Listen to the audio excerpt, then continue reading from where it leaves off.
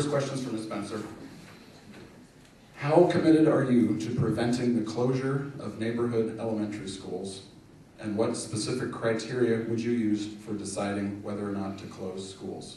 And if you or anyone else would like me to repeat the question, I'm happy to. But how committed are you to preventing the closure of neighborhood elementary schools? What specific criteria would you use for deciding whether or not to close the schools or close schools? Okay, what I'm committed to is quality education for all of our students.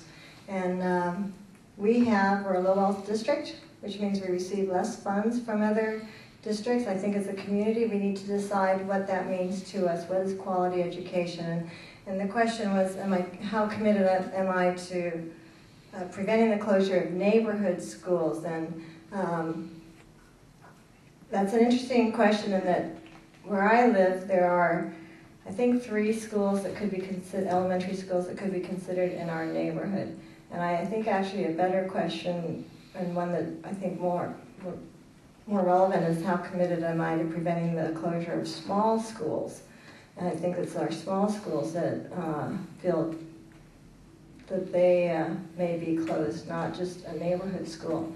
And we've been going through this last round with Measure H. We tried to pass that so that we could protect class size reduction, high school athletics. So music, there's so many programs that have been already cut, along with staff, competitive salaries for our teachers and staff, that when I look at this, I feel like we need to sit at the table with all the stakeholders, including parents and staff, and decide what is quality education and how do we best provide that for all of our students. And I think that what I would like to see is a hierarchy. I don't know if this works when I'm not so close to it. Can you still hear me?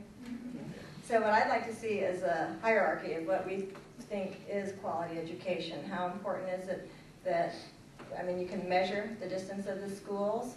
We can evaluate the facility size versus how many students are there.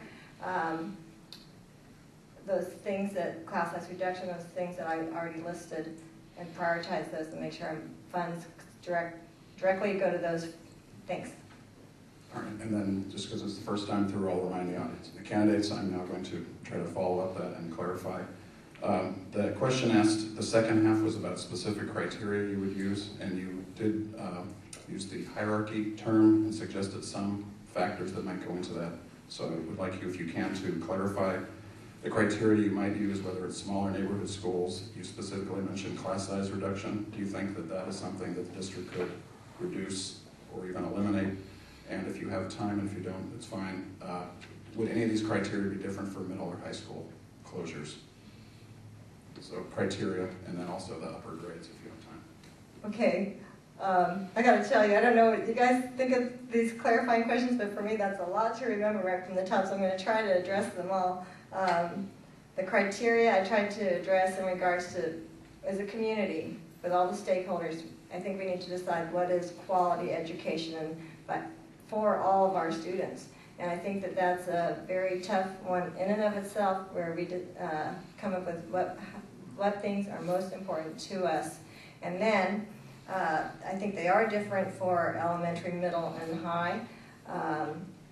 Class size reduction in lower elementary, I know many of our parents think is critical, and I personally had 2 children go through with it and 2 children go through without it. And there were pluses and minuses, in regards to spending the money on that. It was great when we had it for 20 to 1. However, my older children did manage to go through those grades without it. So I'm not sure as a community if that is the thing that we think we want the money spent on.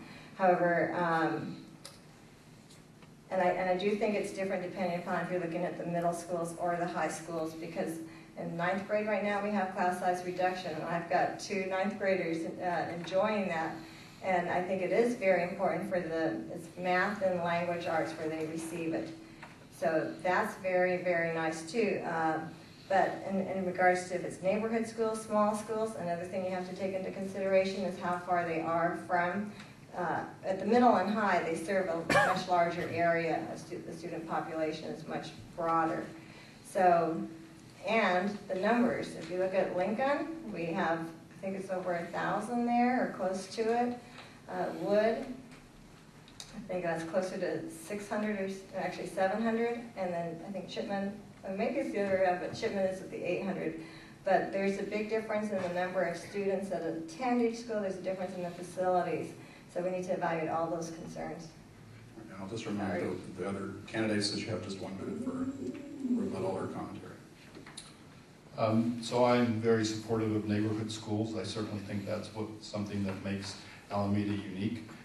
I also come from a belief that small schools and small learning communities, if you have to have mega schools, actually enrich the education process. And while there can be some people that can come out and say, you know, there's great studies and great efficiencies of having elementary schools of 800 and high schools of 2,000, 3,000, 4,000 kids, I'm not sure what Union City is. I just don't buy into that. And certainly I think I've shown my dedication to that over the past number of years by supporting and actively working to pass supplemental funding through the community to make sure that our community has funds, Measure A and Measure H. Alameda's always been about small neighborhood elementary schools, and I absolutely echo the support from my friend Ron Minnie.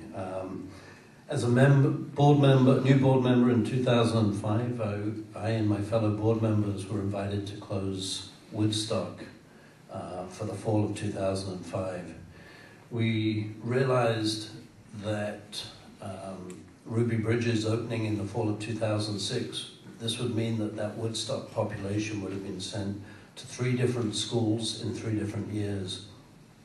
So it cannot just be any fiscal issue or site issue, need to address the needs of the kids as well. Thank you. As a parent, I moved from San Francisco to have my children go to neighborhood schools. As an administrator, I had to close Miller Elementary School and Longfellow School, and it was due to low enrollment. Miller going down to about 150 students. What they need to look at is what is the capacity of a school site and the demographic around the school in regards to other feeder schools, and then what is the projected enrollment of those schools, the 3-4 year projections before you can even consolidate schools. Thank you.